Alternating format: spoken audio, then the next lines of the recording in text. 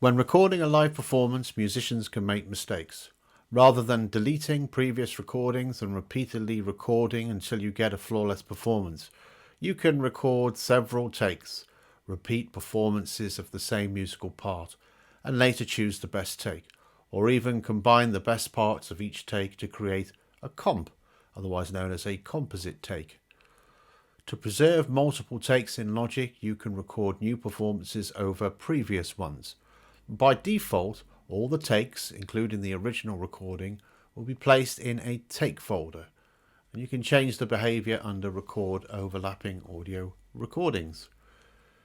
So make sure the guitar track is still record enabled, and position the playhead back at the beginning again, and do the same thing by pressing R on your keyboard and playing the same part. It's a bit louder in my headphones.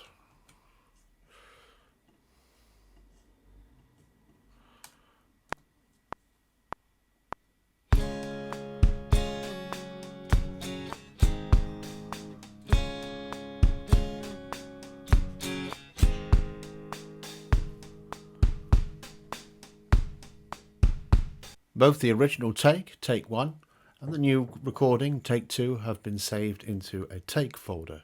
The take folder is on the guitar track. It's currently open so that 2 takes you recorded are displayed on subtracks below. The take folder is named Guitar. Take 2, the name of the track appended with the name of the take it's playing. By default, the take folder plays the most recent take you recorded. Take 2 in this case. The previous take, take 1, is dimmed and muted. And let's record a third take to demonstrate that again.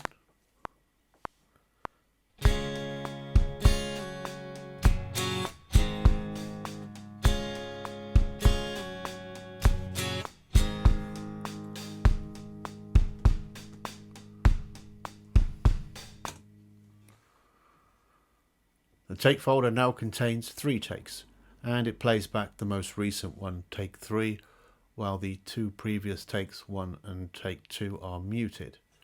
If you want to hear them, all you do is you scroll down and click on the one that you want to hear. And the one that's highlighted is the one that you will hear. Recording multiple takes in a single operation can be very useful when you are both the engineer and the musician, because switching from playing your instrument to operating Logic between each take isn't always practical and can destroy your creative vibe. Recording in cycle mode allows you to repeatedly record a single section, thereby creating new takes for each pass of the cycle. When you stop recording, all the takes are saved inside a take folder. In the upper half of the ruler, drag a cycle region from bar 1 to bar 7 in my case, and make sure the guitar track is selected and click record or press R. What will happen is the playhead jumps a bar ahead of the cycle for a 1 measure counting and starts recording the first take. When it reaches bar 7, the end of the cycle area, it jumps back to bar 1 and starts recording a new take.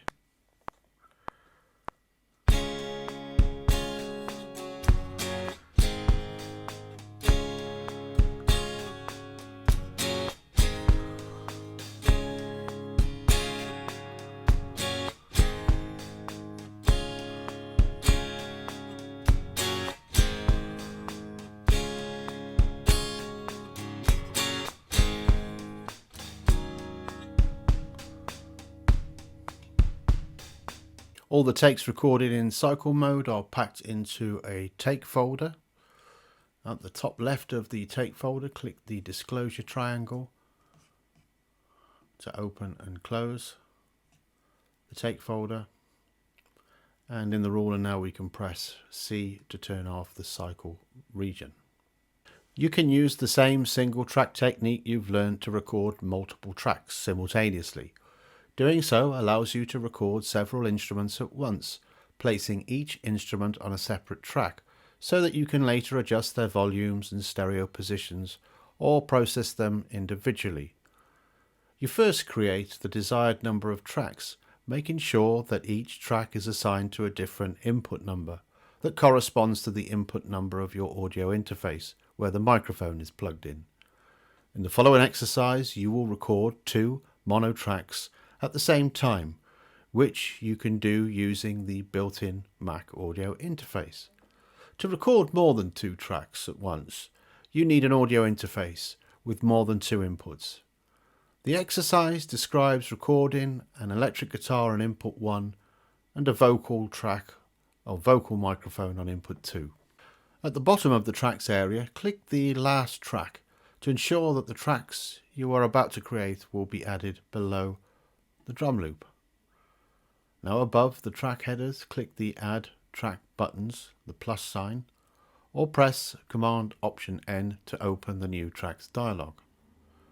At the top of the New Tracks dialog, make sure that the audio track type is selected, and below the input menu, select Ascending checkbox. I'm going to make the input 1, as 1 is my vocal and 2 is my guitar. And when creating multiple tracks, select Ascending automatically sets the inputs or outputs to ascending settings. In this case, you will create 2 tracks, so the first will be assigned to track or to input 1 and the second to input 2. Make sure that you took precautions to avoid feedback as explained at the beginning of this lesson. So below the output menu, select Record Enable. And at the bottom of the New Tracks dialog, select Set Number of Tracks to 2 and press Create or Enter. 2 new tracks are added at the bottom of the tracks area and are automatically assigned to the next available audio channels. Their inputs are set to input 1 and 2 and both are record enabled. If you need to reassign a track's input, click the input slot on the track channel strip and choose the new input. I'm now going to mute my previous guitar recording and I'm going to rename Audio 2 Vox and hit the tab key to select the next track, and this next track, input 2, is going to be my electric guitar. So now when I press R, I start the recording, and you'll see the red playhead appear, creating 2 new red regions on each of the record enabled tracks.